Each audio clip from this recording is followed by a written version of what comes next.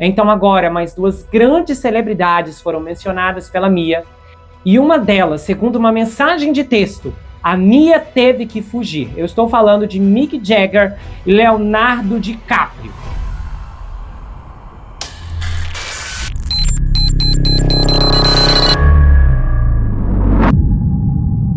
Olá pessoal, bem-vindos a esse canal. Eu sou Gustavo Negreiro, seu psicanalista favorito, e hoje estamos em mais uma atração do 24 Horas na Mira, na cobertura diária que eu tenho feito do julgamento do Sean Diddy Combs. Se você é novo no canal, saiba que eu tenho feito a cobertura desse caso desde o ano passado. Tem uma playlist gigantesca aqui com todas as investigações e casos associados ao Sean, e também uma playlist separada para o julgamento.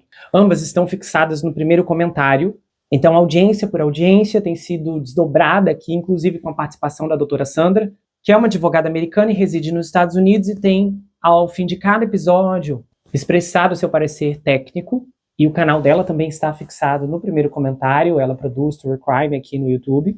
E os vídeos têm sido disponibilizados 9 horas da manhã e os demais entre 6, 7, 8 horas da noite. Então, seja bem-vindo a essa jornada comigo e fique até o final. Lembrando que eu produzo muito material de qualidade aqui no canal e você é mais do que convidado para conferir, assistir, inclusive a minissérie que eu produzi sobre o Bryan Singer, diretor da franquia dos X-Men, que dirigiu vários filmes e praticou horrores com meninos, homens e menores durante o seu império de terror e sucesso em Hollywood. O link para essa investigação do Bryan Singer está fixado no primeiro comentário. Estamos na parte 2 da audiência da manhã de segunda-feira, 2 de junho. No episódio anterior, eu encerrei a narrativa quando os advogados batem fortemente contra o Brian Steele, acusando-o de gritar com a Mia, afirmação que o juiz desmentiu.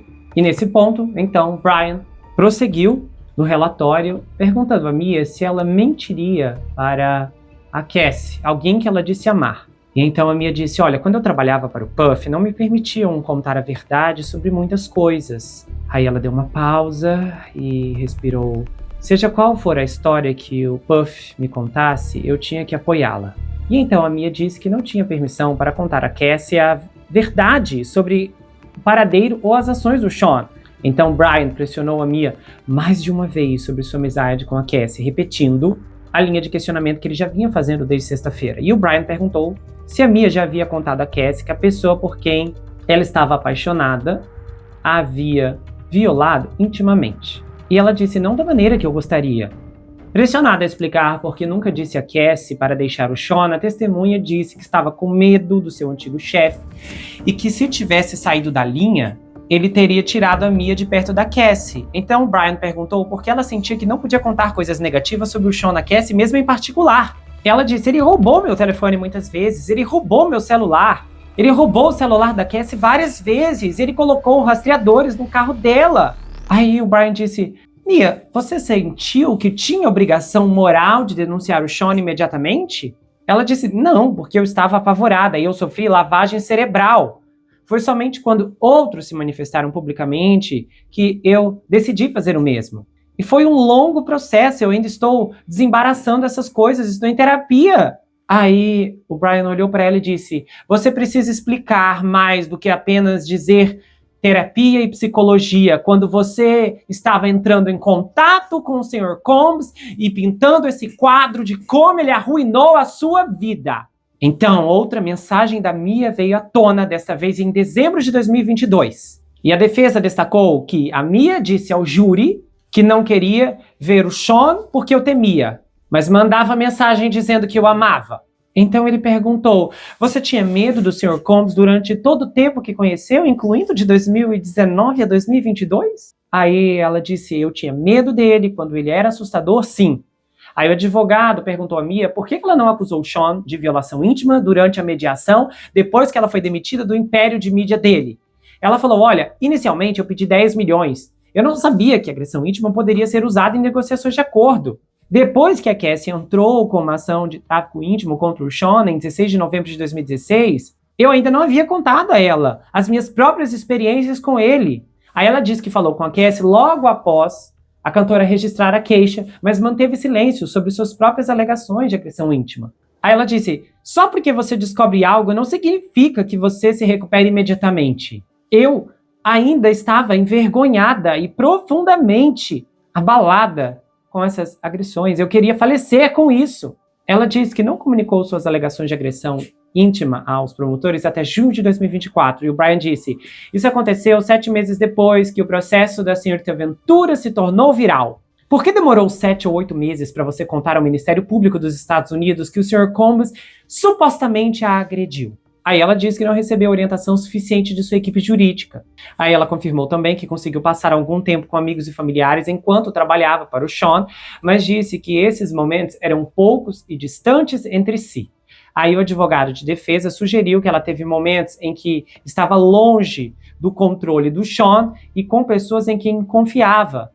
Ela falou, eu nunca estive fora do alcance dele.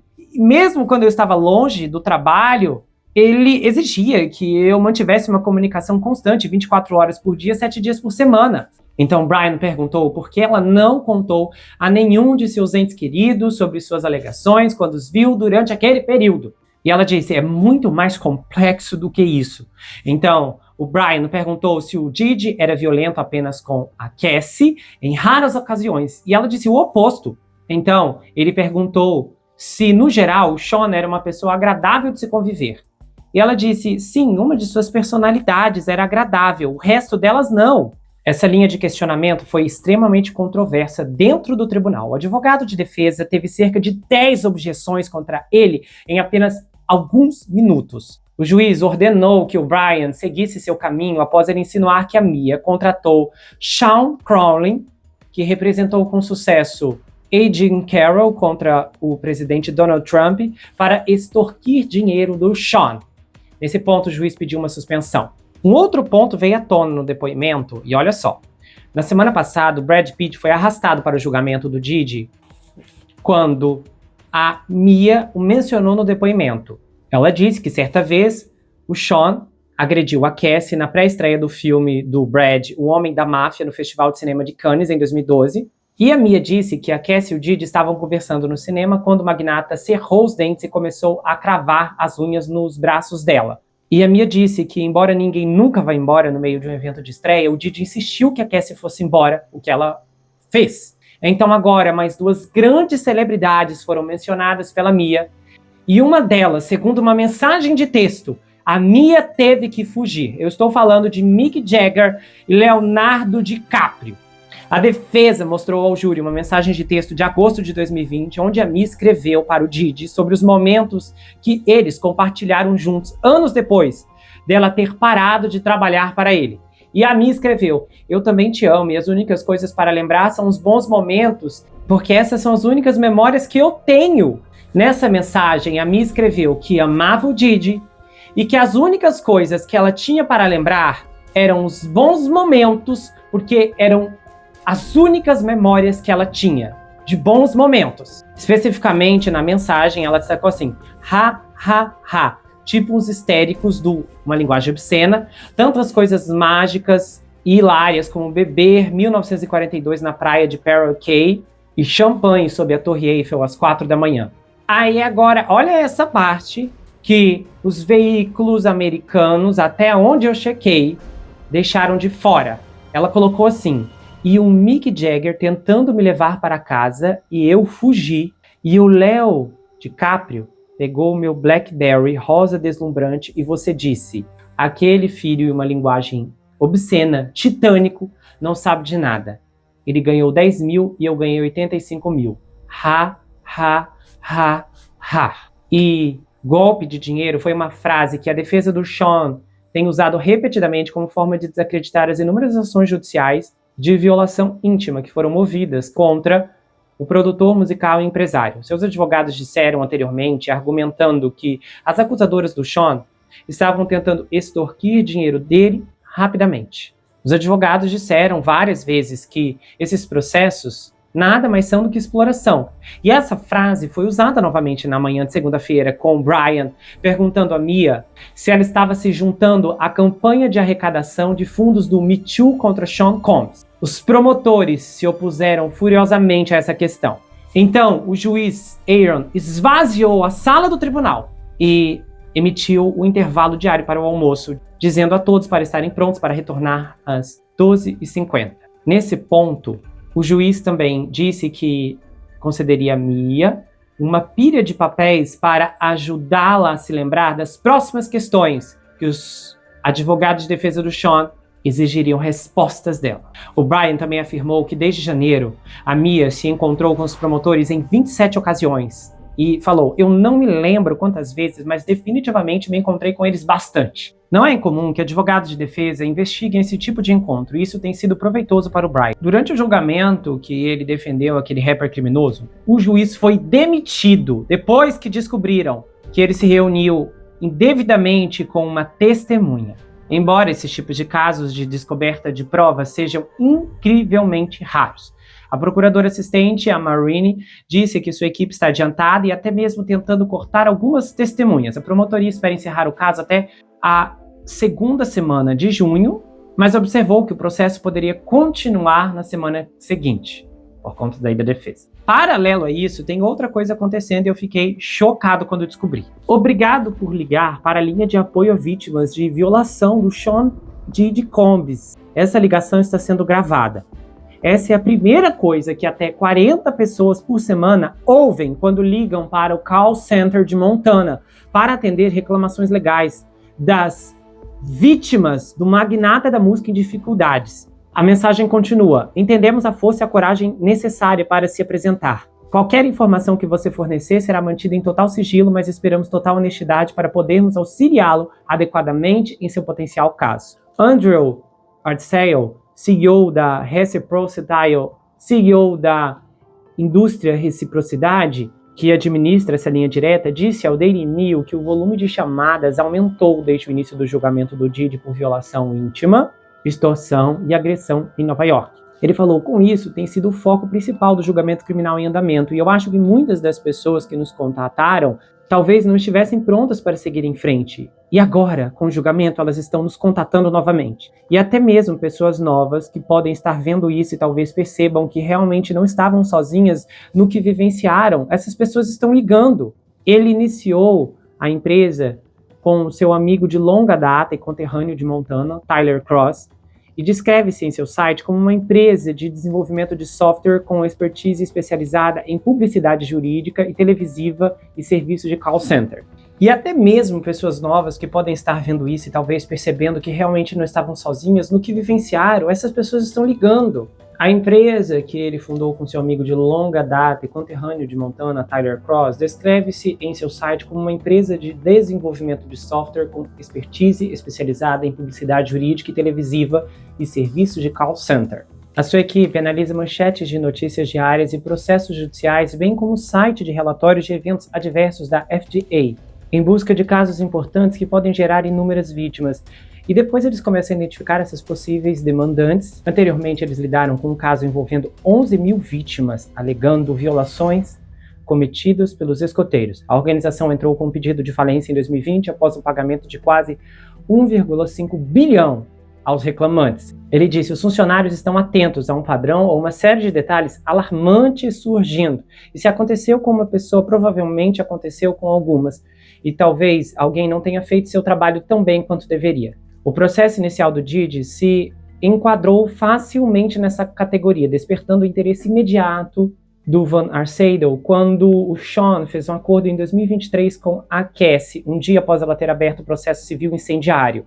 A empresa começou a buscar mais supostas vítimas quando os processos criminais federais contra a estrela ainda eram um sonho distante, e o Sean se declarou inocente de todas elas. A empresa registra e analisa reclamações de possíveis demandantes e repassa a outros escritórios de advocacia em todo o país. Para encontrar esses demandantes, eles utilizam uma variedade de meios de publicidade, desde mídias sociais até a publicação de números de telefone de seu call center, em um outdoor e uma coletiva de imprensa do Diddy em outubro. Um dos parceiros mais proeminentes do caso é o advogado do Texas, Tony Buzbee, que se posicionou desafiadoramente em frente ao número 1.800 durante a conferência televisionada. Ele disse: isso acabou gerando uma tonelada de ligações telefônicas que seriam envios de formulários no Instagram. No entanto, essa publicidade tem sido criticada por alguns comentaristas que dizem que isso incentiva relatórios falsos e potencialmente sobrecarrega os tribunais. Na agência, os funcionários atendem ligações 24 horas por dia, 7 dias por semana, em 3 turnos. E isso não é para os fracos. Ele disse: temos conselheiros no local que vêm ao escritório periodicamente e trabalham com a nossa equipe. E ele observou que a empresa operava em equipes relativamente pequenas, de 8 a 10 trabalhadores, com um supervisor direto. Ele disse: como eles estão sentindo um pouco do trauma secundário que vem ao ouvir esse tipo de história, nós garantimos que eles reservem bastante tempo para se afastarem disso, para fazer alguns exercícios de respiração ou dar uma volta no quarteirão ou qualquer outra coisa para se reorientarem e lidarem com um conteúdo tão difícil. Ele disse também que as alegações são muito hediondas em termos do que o Sean fez. E acrescentou: é difícil nos chocar nesse momento porque ouvimos muitas narrativas trágicas. E detalhe, a empresa também enfrentou ameaças por seu trabalho. E durante o litígio envolvendo os escoteiros, um alerta de bomba foi emitido. Ele disse: isso faz parte do contexto. As pessoas não gostam quando mexemos com suas instituições queridas. Elas não gostam quando mexemos com seus heróis culturais. No caso do Sean, o magnata não é apenas acusado de orquestrar violência, mas também mantém claramente uma base de fãs leais. Até o momento não houve nenhuma ameaça direta ligada ao caso do Sean que o Van pudesse se lembrar imediatamente, mas ele admitiu que a preocupação sempre esteve presente. Então eu vou interromper o episódio por aqui, vocês vão ouvir agora a análise da doutora Sandra e eu volto em seguida para apresentar meus comentários finais. Mas tem uma questão que eu achei que meio que como se a maré tivesse virado, porque o juiz tinha rejeitado aquela prova que eles conseguiram através dos fãs do Sean, da internet, e hoje o juiz liberou. Por que isso aconteceu? Você quer se entender. Mas provavelmente ele deve ter mostrado o vídeo antes também para o promotor. Então não deve ter tido nenhuma objeção tão forte a esse ponto que se tornaria até ilegal no caso de uma apelação, entendeu? Provavelmente o juiz viu o vídeo, a promotoria deve ter visto o vídeo e eles entenderam que não pega bem, mas também não chega a desviar da lei, entendeu? Não é nada assim que lá na frente a promotoria vai entrar com um pedido para anular, porque esse documento nunca... Promotoria faz isso também? Não sabia. Promotoria sim. Pede para anular julgamento quando eles saem derrotados. É uma coisa assim terrível, né, que foi feita por parte, não por causa de erro deles. Ele pede, se a parte contrária, por exemplo, falou coisas que não deveriam, o promotor fez objeção, o juiz não aceitou e continuou, então a promotoria também pode fazer apelação disso. Gente. Não é somente a defesa que apela, a promotoria também pode apelar. Meu Deus. E aí, normalmente, e as estatísticas, eles são favoráveis, assim? Acontece muito com frequência? Quando a promotoria apela? Eu já falei, né? Bom, tem muito, assim, eu diria que, como eu te falei da última vez, os federais, eles ganham 90% das ações deles. Uhum. Então, quase não perdem, entendeu? Nossa! Sim, é muito raro eles perderem alguma. Mas achei que hoje foi normal, no sentido que até que enfim que alguém fez uma pergunta. Mas eu só acho assim meio que uma falta de respeito, foi o que o promotor falou. O promotor disse assim: os olhos do mundo todo estão aqui dentro, as pessoas estão olhando aqui. E se eu ver a maneira como o promotor, como a defesa está destratando aqui a vítima, isso impede que outras vítimas venham à tona. Porque você fala: nossa, eu vou lá e vão me humilhar desse jeito. Uhum. O juiz disse que ele não percebeu assim que foi uma humilhação, mas ao mesmo tempo chamou a atenção do advogado para maneirar na linguagem. Porque no final da conta eles estão fazendo o trabalho deles, né? Não tem, a gente sabe que a promotoria vai tentar impedir tudo, né? É o que eles têm que fazer. Mas no final das contas não tem como impedir. Uhum. Pois é. Mas foi bom, né? Uhum. E agora, eu estava lendo hoje, né? Perguntaram para o Trump, há 3 dias atrás, se ele pensa em perdoar o Diddy, traduzindo ao pé da letra.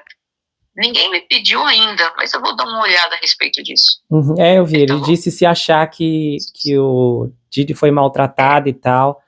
Mas eu li a declaração inteira, porque ele falou que o Diddy, né, gostava dele, depois que ele entrou na política, o Diddy começou a falar mal. Eu acho que ele quis dar essa declaração do tipo: olha como eu sou imparcial. Entendeu? Que ele até falou isso, não importa se a pessoa gosta de mim ou não. Eu não acho que ele faria isso. Ele acabou de perdoar um casal aqui dos Estados Unidos que eles tinham um programa, Sim, esses programas de depois, né, assim, contando a vida deles. Os dois tinham sido condenados por, sei lá, eu quantos anos de prisão, eles não já estão tudo solto. Não, isso eu vi, mas eu tô falando que eu acho que tem a diferença que, assim, o mundo todo tá de olho no caso do Didi. Não ia ter uma pessoa sequer que ia ficar do lado do Trump nessa. Então, eu não acho que ele ia querer, sabe, arriscar capital político para apoiar uma pessoa que tá todo mundo contra. Né? Por isso que eu acho que ninguém, nem se fosse Kamala, Biden ou Obama, ninguém ia querer perdoar o Didi, porque isso só ia repercutir mal. Em que nicho isso vai olhar bem, entendeu? Mas só para você. Oi? Todas aquelas pessoas que foram. Doutora Sandra, o áudio da senhora tá estranho. Alô? Oi, melhorou? Não, ficou mais baixo. Peraí que eu vou ligar de novo.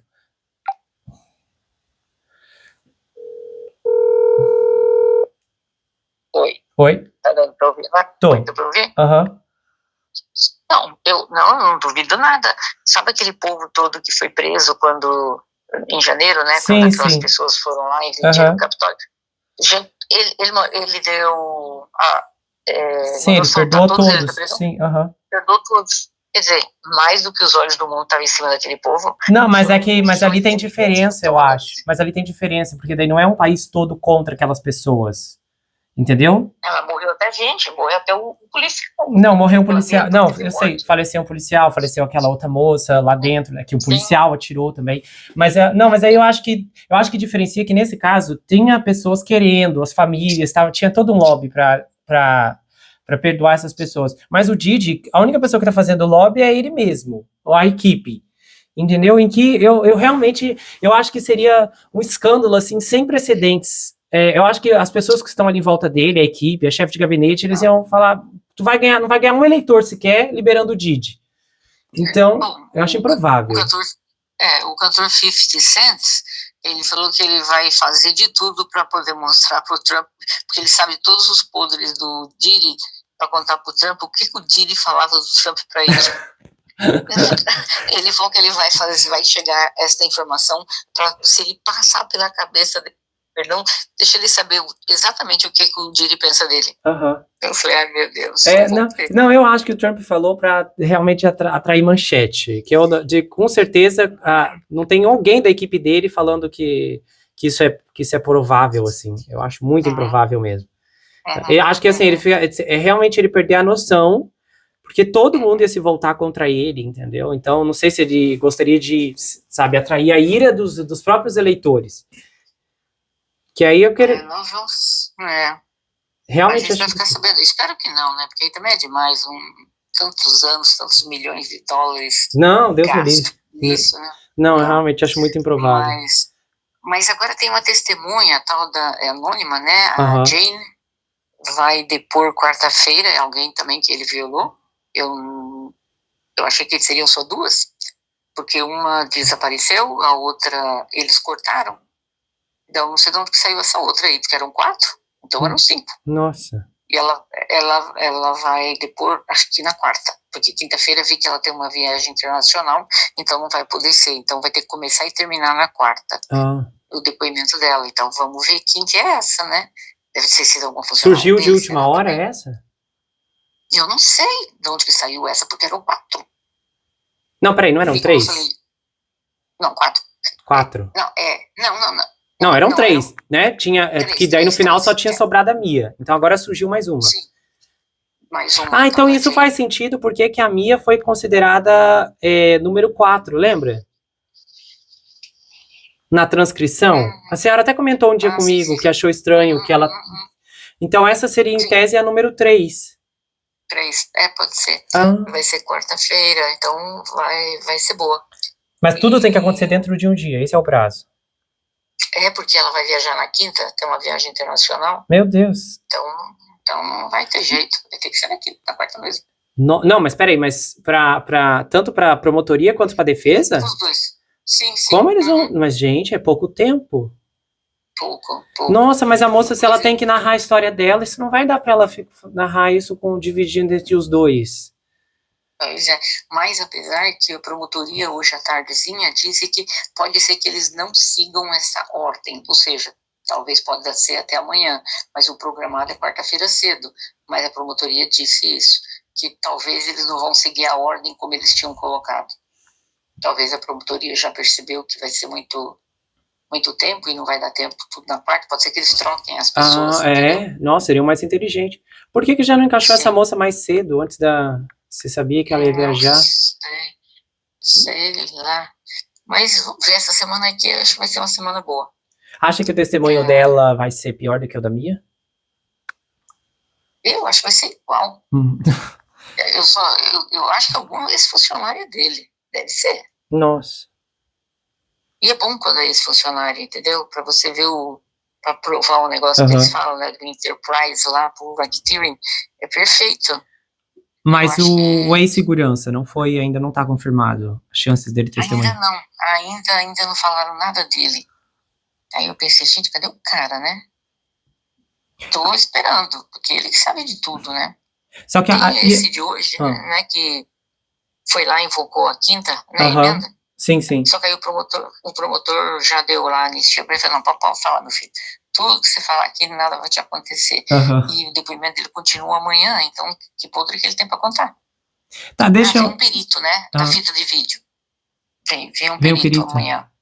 Eu vi que eles ainda estão lutando contra esse negócio da CNN, só que eu não entendi, o vídeo já foi transmitido, então tá tentando lutar pra quê, se os jurados já viram? Não, é porque eles continuam afirmando que o vídeo é falso. Meu Deus, que o vídeo é... então, como que pode? Então por isso que um perito vem amanhã. Tá, mas eles estão alegando que o vídeo é falso em que sentido? Que é IA? Que não foi o Sean? Não, que era ele, mas que foi tirado fora do contexto. Meu Deus. Sei lá que contexto e não contra ele, e não vai contra o Sean, que na época, quando o vídeo veio à tona, ele veio e fez uma publicação no Instagram, dizendo que era imperdoável e não sei o quê, que foi o ponto baixo da vida dele. Com certeza. Falou, bem, claro que vem. Eu acho um absurdo o advogado ainda estar sustentando isso. Meu Deus. Mas ele vem amanhã, então, que eu saiba, ele amanhã. Ele e o rapaz do hotel, eu só quero saber o que esse rapaz tem para contar, que ele teve que invocar a quinta para depois ele falar, não, tudo bem, não, vamos te liberar, qualquer coisa que você falar aqui, você não vai ser punido por isso. Aí eu fiquei pensando, o que esse cara tem para contar? Uau.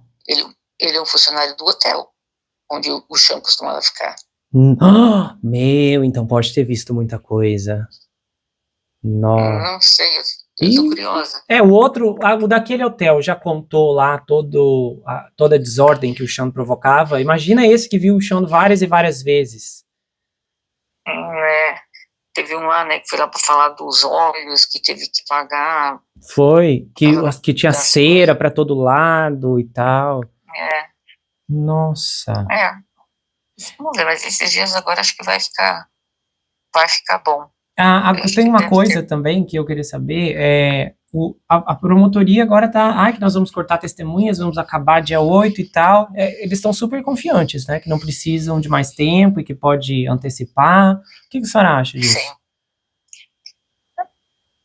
Como eu falei, eu acho que por enquanto, até agora, eles conseguiram já provar. Até semana passada, eu não estava certa ainda a respeito da rede, lá do racketeering, mas eu acho que eles já conseguiram provar quase tudo, de trabalho forçado, de sequestro, tráfico humano, eles já conseguiram provar várias coisas. Então eu acho que eles vão liberar. Que dia que eles falaram que estão pensando em terminar? Dia 8. Dia 8. Semana que vem. Sim, eu só espero que tem que ter um de segurança, gente. Eu sou também uma coisinha que eu tô um pouquinho decepcionada, com tanta gente para a promotoria trazer, eu achei que a promotoria trouxe poucas pessoas. Pois que trabalharam, tão importantes. No universo tipo dele. Assim, por exemplo, trouxe alguém, esse negócio para falar lá do óleo, que teve que pagar, o que tem uma coisa a ver com a outra também, né? Sobre o cara, não... ficou lá, jogaram óleo em tudo que é coisa e tiveram que pagar $500. Outra vez tiveram que pagar $300. Eu não entendo por que a promotoria trouxe essa pessoa. Em que isso beneficia a promotoria? Em nada. O cara teve muita gente trabalhando para ele nos últimos 30 anos. Eles não conseguiram catar metade daquele povo lá. Eu achei muito estranho as pessoas que eles estão trazendo. A promotoria, eu acho que ficou um pouquinho fraca, não trazendo funcionários dele, que trabalharam muitos e muitos anos para ele, entendeu? E essa Kim, por exemplo, por que essa moça nunca foi intimada? A mão direita dele lá. Sim, como é que é? Catherine, não sei o quê. Por que ela não foi chamada? E os outros? Como só tem muita gente. É como se eu tenho a impressão que parece que tem certos assuntos que estão sendo evitados. Então, tipo assim, a Kim Porter mesmo, essa mulher deve ter, né, comido literalmente o pão que o Sean esmagou. E a gente não vê, né, nenhuma menção. Tipo, eu penso na Mia mesmo. A Mia, ela viu que o Sean fez com a Cassie. Ela também deve ter visto tudo o que a Kim passou. E esse assunto não é explorado. É porque tem coisas que também o juiz não permite, né? Por isso que eles têm aquela reunião antes de começar a corte, que tem determinados temas que eles não podem levantar. Aí o juiz que determina o que pode e não pode ser falado. Mas nesse caso, a senhora acha que pela lei teria motivos para permitir com que as pessoas contassem o que viram a Kim passar? Bem, ajuda, porque apesar que porque ela já está morta, né? Então não ia fazer muito efeito. Entendeu? Não, acho que não, acho que faria, não faria? O Júlio ouvindo assim, até se comoveria de repente, olha o tanto que essa mulher passou e agora faleceu, sabe? Gera um senso de revolta. Mas é que aí é difícil para a promotoria. Existe um negócio na lei que a gente chama quando você conta uma história porque alguém contou. Então isso é proibido pela lei. Por exemplo, o promotor nunca ouviu da boca da Kim que ela foi abusada. Ele ouviu que disseram que ela foi abusada. Isso é proibido por lei. Você não pode nunca fazer a defesa ou acusação com que uma pessoa disse da outra. O promotor que tem que ter ouvido da boca da pessoa. O promotor ouviu da Mia, 28 vezes ela se encontrou com ele. Ouviu a Cassie. Todas essas pessoas sentaram na frente da promotoria antes, então elas podem estar ali como testemunhas. Agora, pessoas que nunca sentaram na frente dele, ele não pode trazer à tona para tocar no assunto, entendeu? Isso é proibido por lei. Então, por isso. Meu Deus, que pena. Entendeu? Porque o que essa mulher deve ter passado não é brincadeira. Sim, com certeza. As pessoas, muita gente perguntou aqui nos comentários o porquê que a Jaguar Wright não chegou ainda nesse julgamento. O que a senhora pensa disso? Bom, com certeza a promotoria já viu, ela participa de várias teorias da conspiração, né? E esse povo não é muito bem visto dentro dos Estados Unidos, né? Quando começa com essas coisas de teoria da conspiração.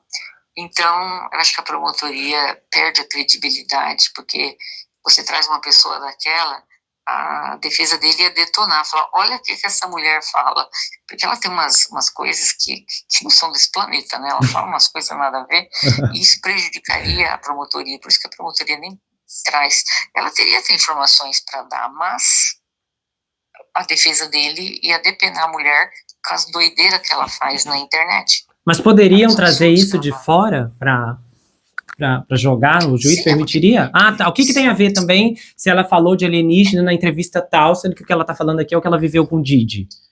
É para tentar desacreditar a testemunha, para minar a credibilidade dela. Sim, mas aí isso é permitido quando o assunto não está anexado um ao outro? Sim. Mas não tem um negócio no direito de manchar a reputação, de impedir? Eu já vi em algum filme isso. Não existe? Não. Você pode... Quando você sabe que uma pessoa, por exemplo, diz mentiras demais e vai lá um dia essa pessoa sob juramento falar alguma coisa, pode, tanto se for do lado da promotoria, pode simplesmente a defesa dizer, essa pessoa não tem credibilidade nenhuma, olha, ela falou isso já está provado que nunca existiu. Então ali já tira a credibilidade da pessoa, entendeu? Poxa. Então, por isso, mas eu só achei que eles não trouxeram pessoas suficientes. né? E eles definitivamente se distanciaram, eu acho que dos piores assuntos. Eu até estava revendo, porque o moço que viu as fitas dele com os menores, ele deu entrevista na News National, lá para Ashley Banfield. Né, isso foi um jornal.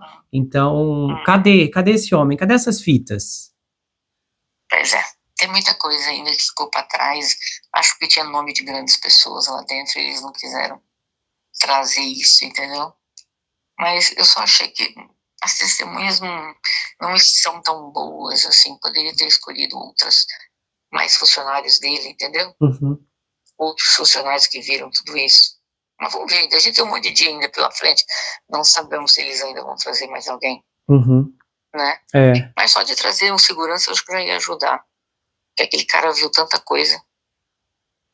Ele mesmo na época falou que no dia que a Kim bateu a cabeça dentro do barco lá, né? A mulher dele, a primeira. Só que ele não vai poder falar dela. Quer dizer, nesse ponto pode, porque ele que lidou com ela. Então tem uma pessoa que conversou com ela. Ele disse que tiraram ela do barco, ele teve que chamar um cirurgião plástico. Meu Deus. O cirurgião veio da Suíça ou da Suécia? Gente. Uma coisa assim. Pra poder fazer a cirurgia lá no negócio da Kim. Olha que absurdo. Nossa. E ele é segurança, né? Ele que fez isso tudo. Então seria maravilhoso, né? Ele poder ver e começar a contar os podres lá. Ele falou várias vezes que a Cassie estava dentro de hotéis 1, 2 semanas sem ver ninguém. Meu Deus. Por causa que estava toda machucada. Por isso que eu quero muito que ele venha, né? Nossa.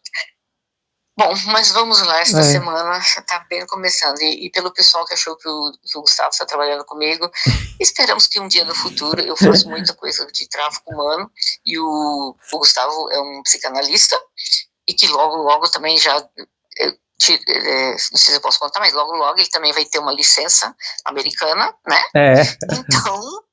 Então, por isso que nós fizemos a brincadeira, porque o Gustavo, além de psicanalista, vai ter essa licença daqui a um tempinho, que o curso que ele faz é válido como se estivesse aqui, nos Estados Unidos. Então, por isso da brincadeira, mas eu mexo mais com tráfico humano, mas nunca se sabe.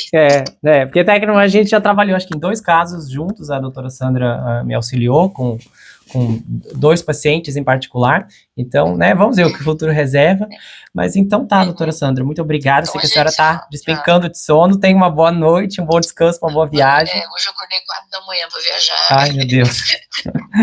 Mas tudo bem, a gente se fala. A gente se fala. Até mais, tchau.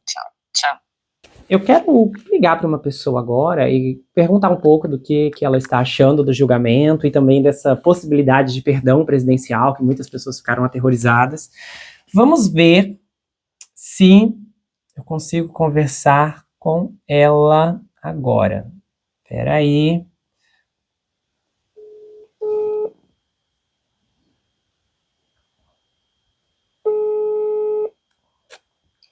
Oiê. Olá, Giovana, meu Deus, ela atendeu. Boa noite, seja bem-vinda aqui ao canal. Boa noite. Pois é. Eu tô ao vivo? Oi? Tá ao vivo. tá mais ou menos ao vivo, né? Que eu tô gravando, mas tá ao vivo aqui, gente. Foi totalmente de surpresa. E ela também tá fazendo a cobertura do julgamento diariamente lá no canal dela.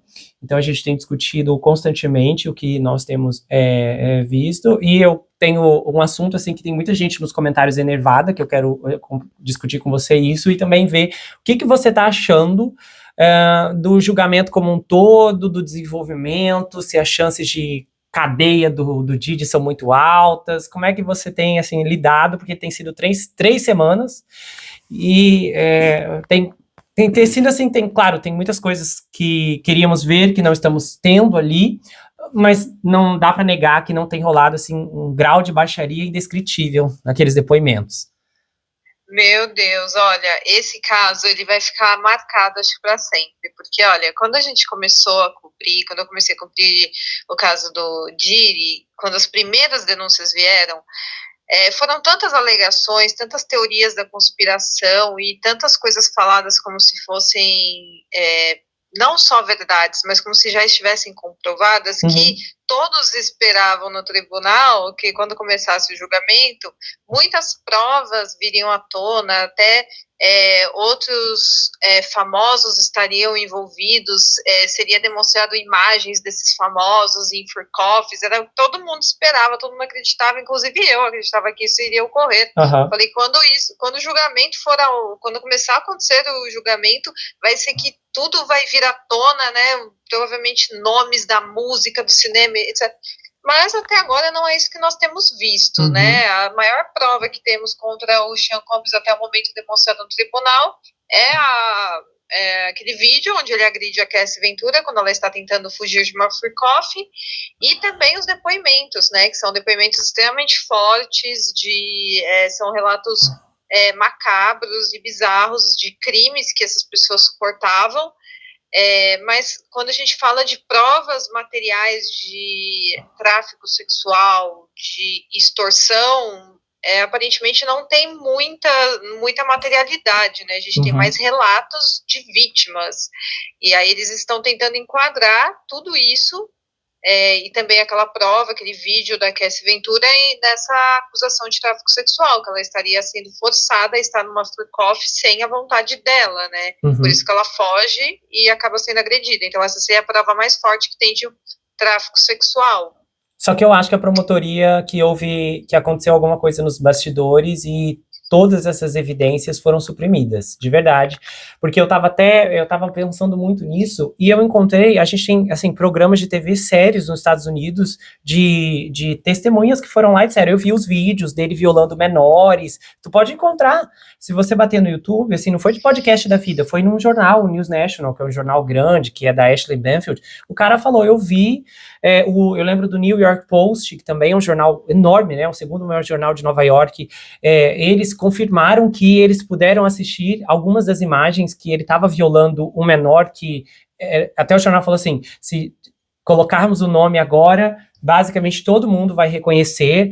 Então, né, teve muitas pessoas, sem a gente ter tantas informações probatórias, mas tiveram outros veículos que tiveram acesso e disseram que viram. Então, eu acho que isso foi derrubado, porque tinha muita gente envolvida, muita celebridade, e alguma coisa aconteceu nos bastidores, com sinceridade, porque não tem como esse tanto de gente, de veículos de comunicação diferente, que atestaram, que tinham, assim, uma camada de provas e de evidências, e isso tudo sumiu agora.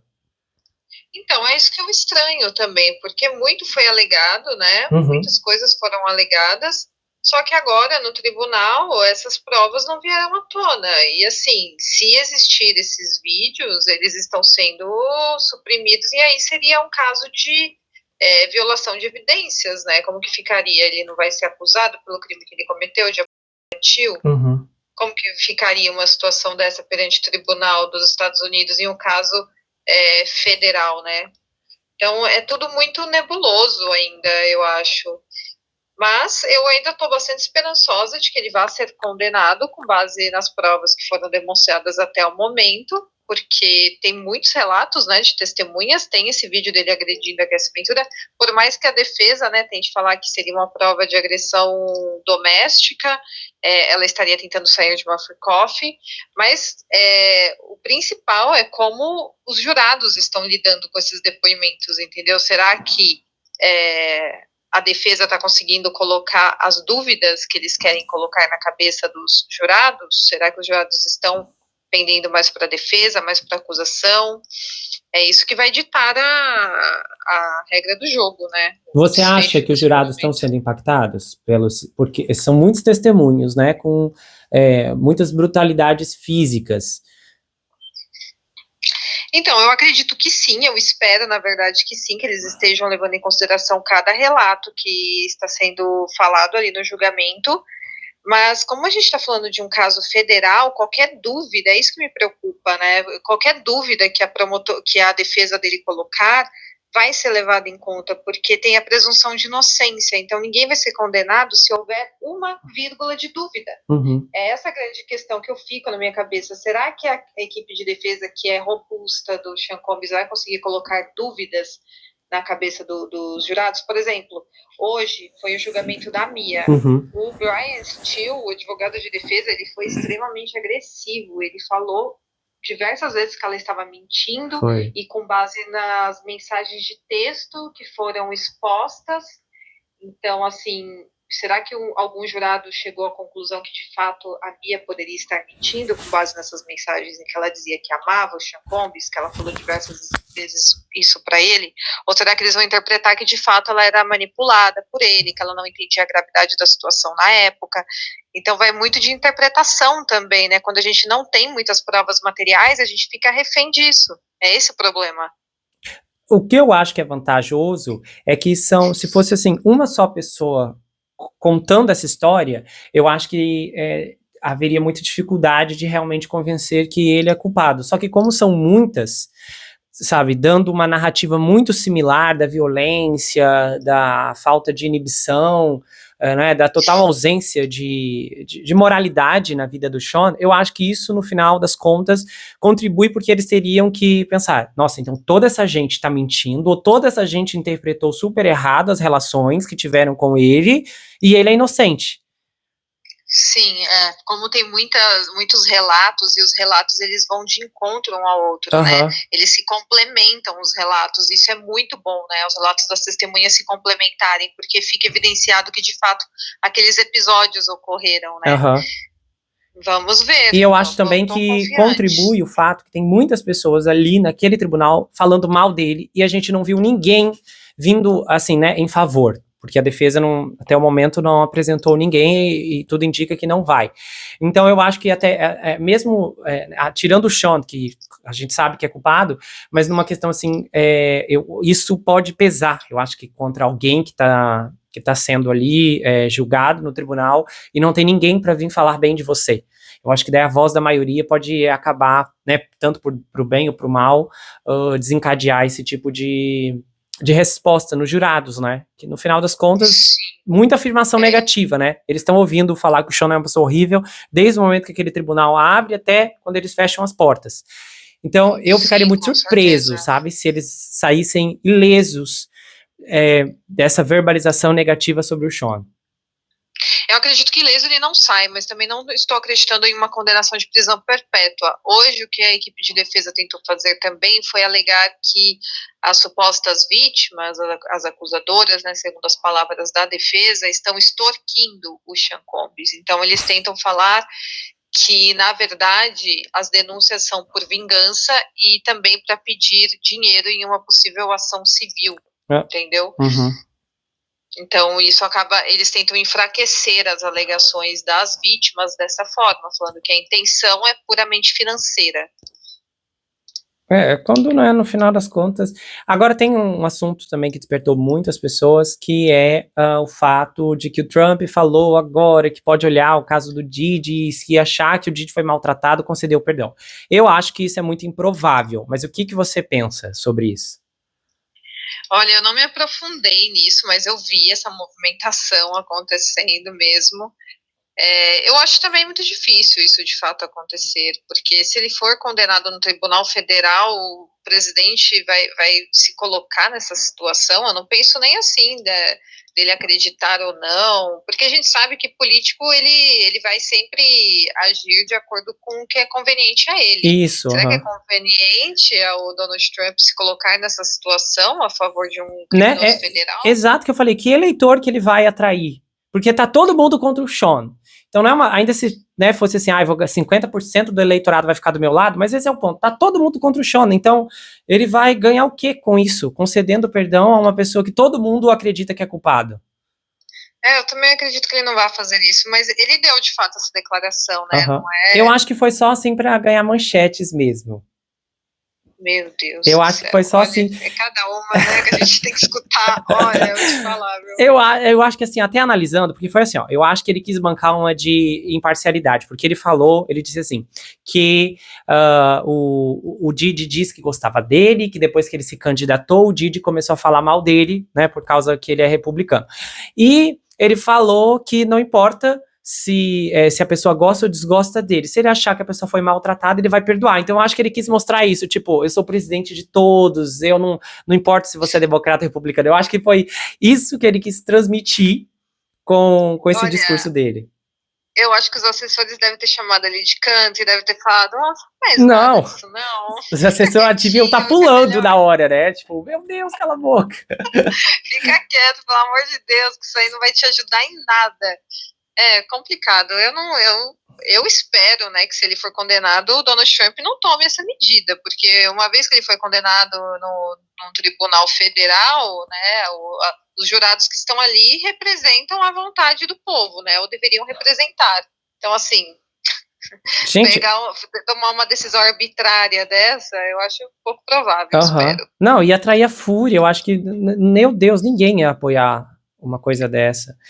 Não, jamais. Que isso, gente. Pelo amor de Deus. O cara tá 2 meses sendo julgado no final Donald Trump liberar o cara. Né? O Trump gosta de falar umas coisas polêmicas mesmo. E aí sair na fita, gente. É só manchete. Só manchete. Eu realmente desacredito totalmente na possibilidade de uma ocorrência como essa.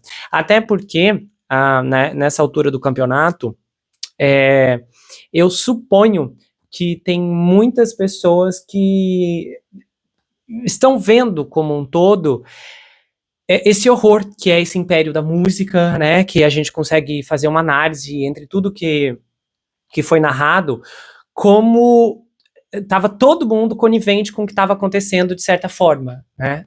Então, sim, isso eu achei muito impressionante, assim, porque uma coisa é certa, independente do que ele fez, nenhuma daquelas pessoas é, assim, isenta, né, do que passaram. Eu acho que isso que é um caso que se distancia muito daqueles true crime que a gente, né, tá mais acostumado, que dessa vez aqui as pessoas ficaram muitos e muitos anos sendo expostas a esse horror e vendo ele praticar esse horror com outras pessoas, e todo mundo ficava, né, calado, porque além da intimidação do Sean, tinha toda essa questão de fama, de dinheiro, né, de estar num ambiente que você pode realizar os teus sonhos. Então, isso é uma coisa que me chamou muito a atenção no decorrer dessas audiências.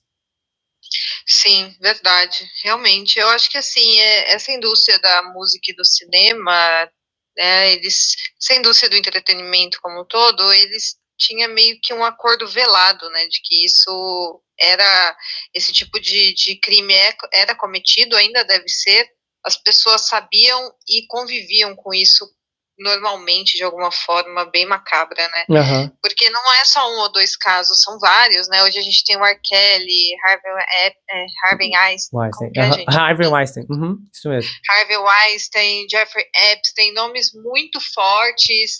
Jeffrey Epstein não seria da indústria do entretenimento, mas é um homem. Não, ele estava associado, né? Estava no meio. Uhum. Sim, também, estava no meio de todas as pessoas extremamente poderosas, então, assim, a gente vê que isso era, de alguma forma, muito normalizado, né? Muito. Que é terrível. E tu acredita que tem uma vítima que tá processando o Sean por violação, e ela também tá processando o Harvey Weinstein? Meu Deus. Na hora que eu li, eu falei, gente, que pessoa azarada, foi cair na mão dos dois, só faltou processar o Jeffrey agora. Porque não... Nossa, que terrível, né? A pessoa vítima duplamente dessa forma. Aham. É isso, né?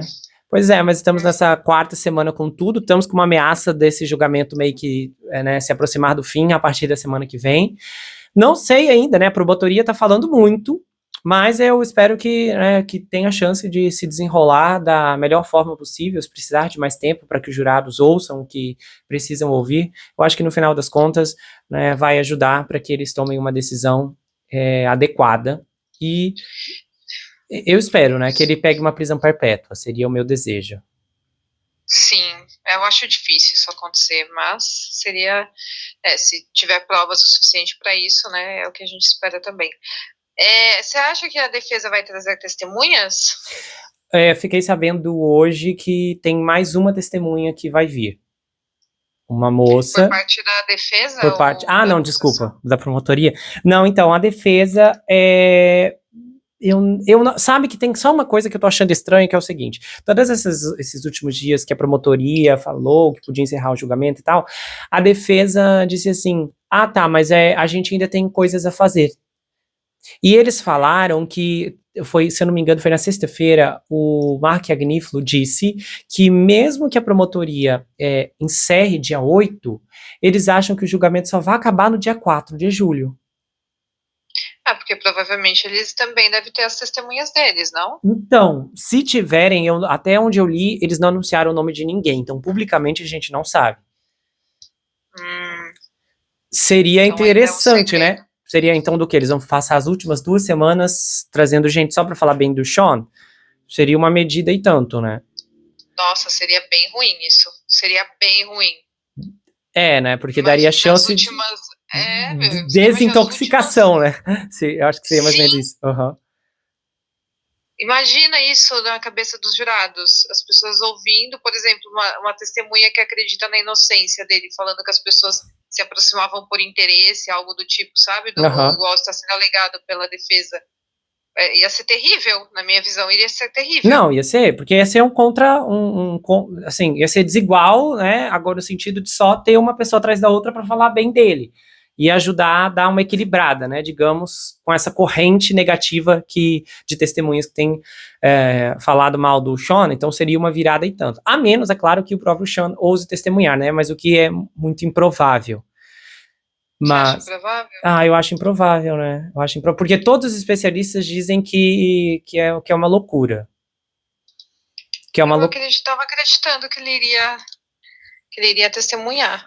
Então, só se ele quisesse, né? Se ele achar que a experiência dele é maior do que os advogados. Mas os advogados falaram, os advogados dele estão dizendo, de forma alguma, ouse testemunhar. Não querem que ele testemunhe? Não querem, porque aí ele vai ter que responder muitas perguntas difíceis e o temperamento dele, né, que é explosivo, poderia ser levado ao limite. E isso deixaria uma imagem tanto nos jurados, né? Imagina se ele fica doido e grita com a promotora. Com certeza. Seria bem dele, né? Pelo que a gente está conhecendo aí, de acordo com os relatos, uma pessoa que não aceita ser contrariada em nada. Exato. Né? Ou a menos que ele também tem uma coisa que me chama a atenção. Ele tem se mostrado muito equilibrado nos testemunhos. Dizem que ele tá assim frio, impassível, quieto, calado, que ele só fica olhando, né, escrevendo as notas para os advogados, mas que ele não tem mostrado assim nenhuma reação. Então eu não sei se é porque ele não liga mesmo, né? As pessoas estão lhe contando o horror dele, tô nem aí pra isso, ou se é uma performance. Ou ele fez uma terapia ali, né? Ou tá seguindo à risca a orientação dos advogados dele, que ele deve ter sido muito bem orientado a não demonstrar emoção. Uhum. Por isso que ele tá agindo dessa forma, agindo com uma inteligência ali, né? Porque você imagina escutar tudo aquilo e você fica frio. Realmente. Porque ele acredita na própria inocência dele, né? Ele deve acreditar que ele é inocentíssimo. Ele é a vítima da situação. E uma pessoa que tem um perfil desse, né? Acredita que é inocente, comete tudo aquilo lá e acha que é inocente. E aí você pensa numa pessoa que tem na cabeça dela que aquilo não é nada, que ela não cometeu nenhum crime, ouvindo tudo aquilo daquela forma. E eu acho que a pior parte nisso tudo é que principalmente a negação da realidade por parte dele, meio que é meio surreal como a gente vê assim, a frieza total com que os advogados, né, lidam com isso, por mais que a gente entenda que é o trabalho deles, mas assim, eu queria muito entender como eles dormem à noite, no sentido de saber que tem que subir ali e tentar desmentir todas essas pessoas, inclusive uma das advogadas do Sean é vítima de uma violação íntima. Sério? Sério. Uhum. Se eu não me engano, é a Tene. Uma delas, não é tem aquela Estevão, mas não é essa não, é a outra. Ela é vítima pública e tal, que luta contra isso. E ela tá defendendo um violador. Então... Meu Deus, um agressor, né, sexual, que terrível. Eu não sei como consegue, sinceramente. Nossa, e uma delas tá grávida agora, veio à tona esses dias. Meu Deus. Nossa, é muita coisa junto, né? Frieza total. Ou a pessoa é muito profissional e tá ali ganhando muito dinheiro e leva isso em consideração, ou então a pessoa tem que sair do caso, né? Porque teve aquele que saiu do caso, né? Você lembra que ele deu fora um mês antes do julgamento começar? Saiu, né? Eu Ele lembro disse disso. que, eu lembro, ele falou que não tinha como, eu lembro que ele deu alguma declaração que dava pra interpretar de uma forma estranha. Verdade, é verdade. Nossa, quando ele deu aquela declaração, eu fiquei super na expectativa. Eu falei, agora vai ser no julgamento mesmo, vai vir tudo à tona, porque se até o advogado saiu fora, né? Achei que iria vir vídeos de outros cantores, do Sean Combs abusando de menores. Mas até agora, só vídeos da Cassie Ventura, né, vieram à tona no tribunal, que deve ter sido terrível para ela também. E é um vídeo que eles estão contestando, dizendo que é falso. Ah, é? Então, eles vão trazer perito e tudo. Nossa, essa eu não sabia, que eles estavam alegando que o vídeo é falso. Então, como que o vídeo é falso? Eles estão dizendo que foi manipulado, tirado fora do contexto, e eles já estavam nessa narrativa antes do julgamento começar. E aí, eles falaram que a CNN manipulou, a CNN veio, respondeu, levou um advogado lá e disse, não, a gente não manipulamos. Aí agora a promotoria vai trazer um perito para atestar que o vídeo não é fabricado. Nossa, esse caso tá longe de terminar, viu? Eu tenho certeza que vai até mês que vem, sim, facilmente. E aí, depois disso, tem todos os outros processos contra o Sean, né? Tem uns 70. Então, vamos ver o que vai acontecer. Mas aí seria os civis, né? Os civis, prisão, né? Mas a questão de dinheiro mesmo, né? De pagar danos morais. Não seria isso? Isso, todos civis. Aí pode ser também, né, que a gente ouça defendendo, se esses casos chegarem a julgamento, a gente pode ter uma boa surpresa, porque tem menor envolvido nesses processos. Sim, vamos ver. Pode ser que a partir disso surja um outro caso criminal, um outro caso criminal, quem sabe. Criminal não sei, mas eu acho que pelo menos nessa questão de informação, isso seria interessante. Então são vítimas... Vamos ver, vamos aguardar. Pois é. Mas então tá, muito obrigado pela participação, por ter atendido a chamada, foi um prazer receber você aqui, e a gente vai se falando.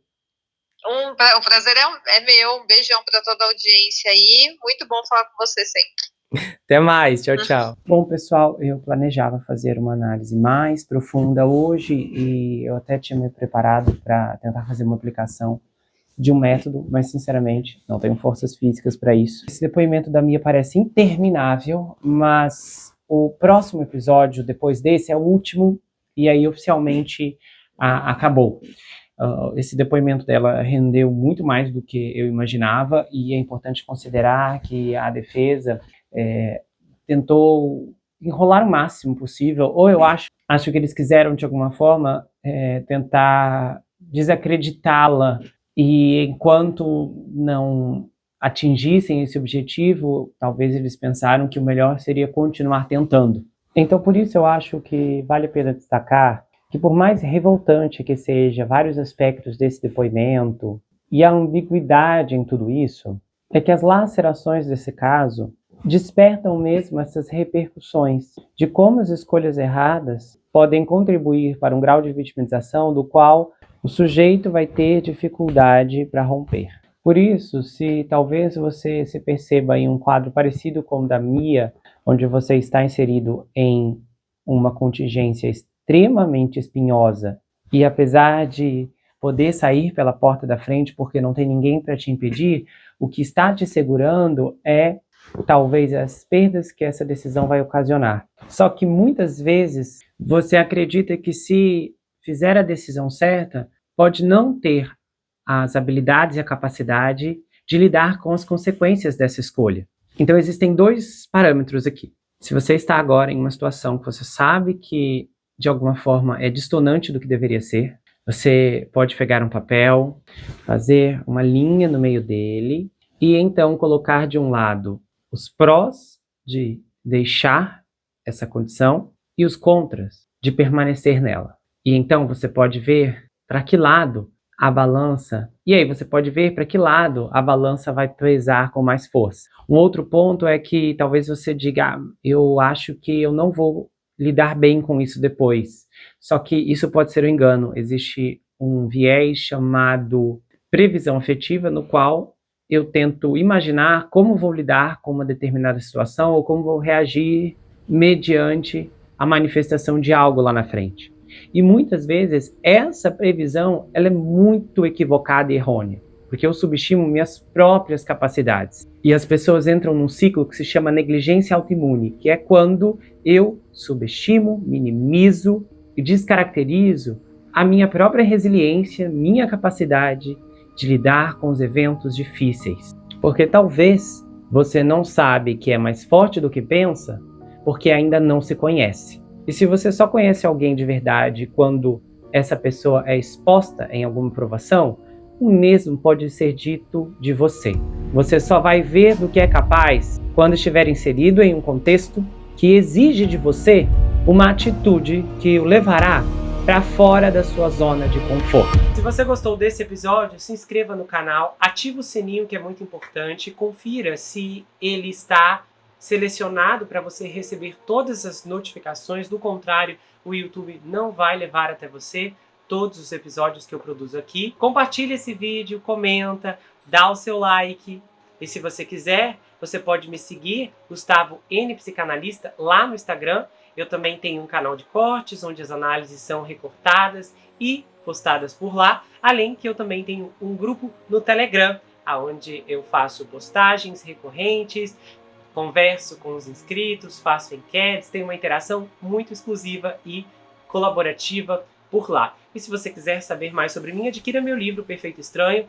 Esse é um suspense multifocal com uma abordagem inédita. O livro é escrito em formato roteiro, diferente de qualquer coisa que você já viu, e ele conta uma história extraordinária sobre o rapaz Jack Wilbur, que mora em uma mansão sozinho em Nova York. E ele começa a desconfiar que um terrível serial killer está escondido em sua própria casa. À medida que sua investigação avança, ele começa a analisar todos os aspectos geracionais de sua vida. As heranças financeiras, as heranças psicológicas, as heranças genéticas. E então, ele descobre que está preso em uma terrível maldição hereditária. Há uma reviravolta inacreditável no capítulo 10 que vai te deixar de queixo caído. O desconhecido está na sua casa, na sua vida, mas fora do seu reconhecimento. O livro vai autografado, se você quiser. É enviado para qualquer lugar do Brasil e quase qualquer lugar do mundo. Você pode adquirir pelo meu site, entrar em contato comigo pelo Instagram ou pelo Telegram. A gente se vê no próximo caso e não se esqueça que aqui você sempre vai ter uma amiga. Até mais, pessoal!